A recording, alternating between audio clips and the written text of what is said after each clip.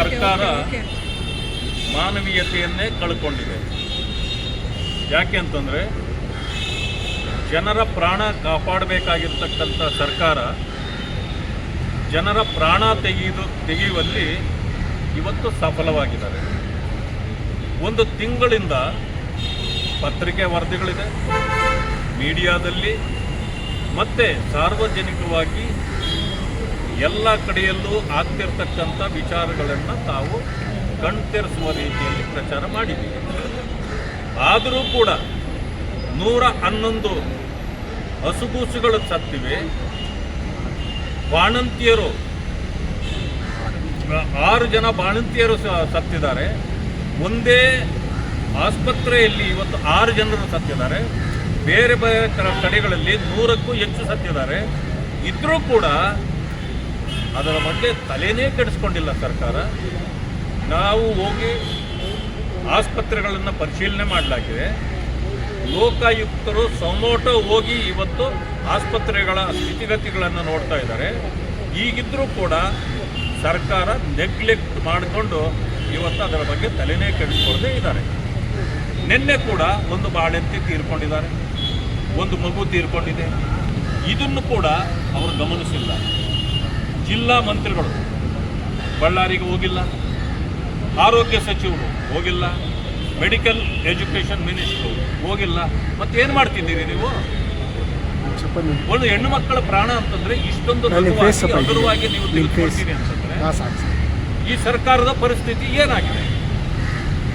ಮಾತೆತ್ತಿದ್ರೆ ನೀವು ಅಧಿಕಾರ ಹಂಚ್ಕೊಳ್ಳೋದ್ರಲ್ಲಿ ನೀವು ಇವತ್ತು ಜಗಳ ಆಡೋದು, ಅಲ್ಲಿ ನೋಡಿದ್ರೆ ದೊಡ್ಡ ದೊಡ್ಡ ಸಮಾವೇಶಗಳನ್ನು ಮಾಡೋದು. ಆದರೆ ಇಲ್ಲಿ ಪ್ರಾಣ ಹೋಗ್ತಿರೋರ ಬಗ್ಗೆ ಕೇಳೋದು ಯಾರು? ಇದಕ್ಕೆ ಹೊಣೆ ಯಾರು? ವಿರೋಧ ಪಕ್ಷಗಳು ಬೀದಿಯಲ್ಲಿ ನಿಂತು ಬಾಯಿ ಪಡ್ಕೊಂಡ್ರೂ ಕೂಡ ಯಾರು ಏನು ಬೇಕಾದರೂ ಹೇಳ್ಕೊಂಡು ನಾವು ಮಾಡೋದು ಅನ್ನೋ ರೀತಿಯಲ್ಲಿ ಈ ಸರ್ಕಾರ ನಡ್ಕೊಳ್ತಾ ಇದೆ.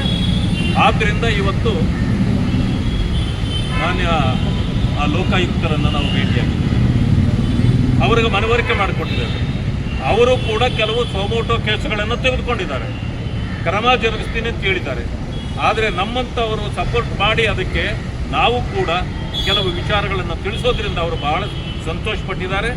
ಜೊತೆಗೆ ಎಲ್ಲ ಆಸ್ಪತ್ರೆಗಳಿಗೆ ಭೇಟಿ ಕೊಡಬೇಕು ಅಂತೇಳಿ ನಾವು ಮನವಿ ಮಾಡಿದ್ದೇವೆ, ಅದನ್ನು ಮಾಡ್ತೀನಿ ಅಂತ ಹೇಳಿದ್ದಾರೆ. ಯಾಕಂದರೆ ಜನರ ಪ್ರಾಣ ಮುಖ್ಯ, ಪ್ರಾಣ ಮಾನ ಮುಖ್ಯ. ಆದರೆ ಪ್ರಾಣ ಇದ್ದರೆ ಅಲ್ವಾ ಮಾನ? ಕಾಂಗ್ರೆಸ್ ಈ ಸರ್ಕಾರಕ್ಕೆ ಮಾನ ಇಲ್ದಿದ್ರೆ ಏನಾಯಿತು? ನಮಗಿದೆಯಲ್ಲ, ನಾವು ಜನರ ಪರವಾಗಿ ನಿಲ್ಲಬೇಕಲ್ಲ. ಆ ಕೆಲಸವನ್ನು ಮಾಡಲಿಕ್ಕೆ ಇವತ್ತು ನಾವೆಲ್ಲ ಬಂದಿದ್ದೇವೆ. ಇವತ್ತು ಕಳಪೆ ಗುಣಮಟ್ಟದ ಔಷಧಿಗಳನ್ನು ಖರೀದಿ ಮಾಡೋದು, ಅದು ಮಾತ್ರ ಅಲ್ಲ, ದನ ಕರುಗಳಿಗೆ ಕೊಡ್ತಕ್ಕಂಥ ಔಷಧಿಗಳನ್ನು, ಪಶುವೈದ್ಯ ಔಷಧಿಗಳನ್ನು ಕೂಡ ಜನರ ಮೇಲೆ ಪ್ರಯೋಗ ಮಾಡಿದ್ದಾರೆ.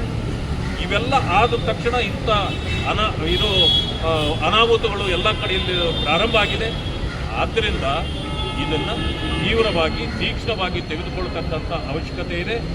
ಯಾವತ್ತೂ ಕೂಡ ಸರ್ಕಾರ ಫೇಲೂರಾದರೆ ಲೋಕಾಯುಕ್ತರು ಚಾಟಿ ಬೀಸ್ಬೋದು, ಅದನ್ನು ಸರಿದಾರಿಗೆ ತರ್ಬೋದು. ಅವರೇ ಸೋಮೋಟೋ ಹೋಗಿ ಎಲ್ಲೆಲ್ಲಿ ಅನ್ಯಾಯ ಆಗ್ತಾ ಇದೆ, ಭ್ರಷ್ಟಾಚಾರಗಳಾಗ್ತಾ ಇದೆ, ಜನರ ಏನು ಸವಲತ್ತುಗಳು ವಂಚಿತವಾಗ್ತಾ ಇದೆ, ಇದನ್ನೆಲ್ಲ ಪರಿಶೀಲನೆ ಮಾಡತಕ್ಕಂಥ ಅಧಿಕಾರ ಅವರಿಗಿದೆ. ಇದು ಒಂದು ರೀತಿ ಪ್ಯಾರಲಲ್ ಗೌರ್ಮೆಂಟ್ ಇದ್ದಂಗೆ.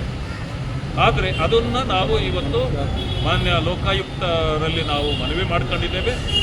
ಅವರು ಎಲ್ಲ ವಿಚಾರಗಳನ್ನು ಕೂಲಂಕುಷ ಪರಿಶೀಲನೆ ಮಾಡ್ತೇನೆ, ಜೊತೆಗೆ ಆಸ್ಪತ್ರೆಗಳಿಗೂ ವಿಸಿಟ್ ಮಾಡ್ತೇನೆ.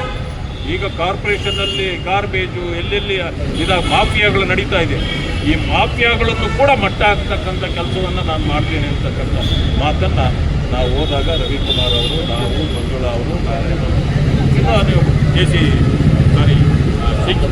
ರಾಮಮೂರ್ತಿ ಅವರು, ನಾವು ಇನ್ಷಲ್ ಹೇಳೋ ಮಾತಾರೆ, ರಾಮಮೂರ್ತಿ ಅವರು ಶಾಸಕರು ನಾವೆಲ್ಲ ಹೋಗಿ ಮನವಿ ಮಾಡಿದ್ದೇವೆ. ಮನವಿಗೆ ಮಾನ್ಯರು ಸ್ಪಂದಿಸಿದ್ದಾರೆ ಅಂತಕ್ಕಂಥ ಮಾತನ್ನು ಹೇಳಿದ್ದಾರೆ.